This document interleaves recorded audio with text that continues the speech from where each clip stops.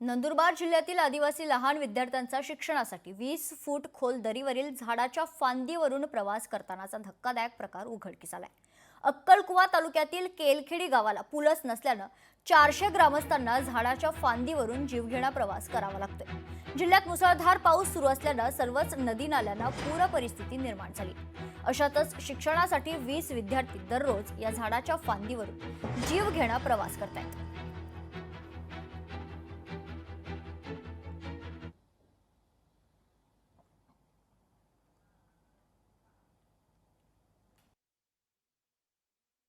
सर्वप्रथम आपल्याला धन्यवाद देतो की हा प्रश्न तुम्ही शासनाच्या समोर आणलाय।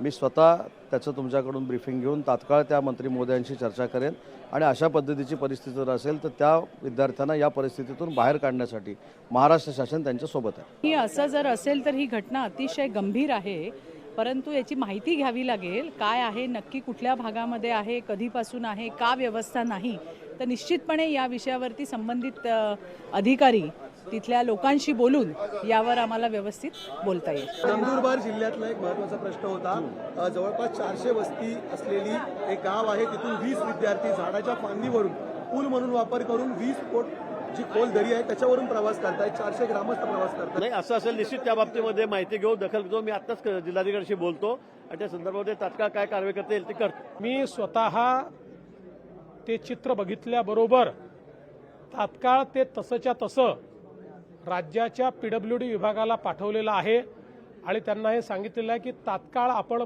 याची माहिती घ्या, इतक्या वर्षात हे का झालं नाही आणि ते तात्काळ करण्याच्या संदर्भात त्या ठिकाणी व्यवस्था करण्याच्या संदर्भात निर्णय करा असं सांगितलेलं आहे।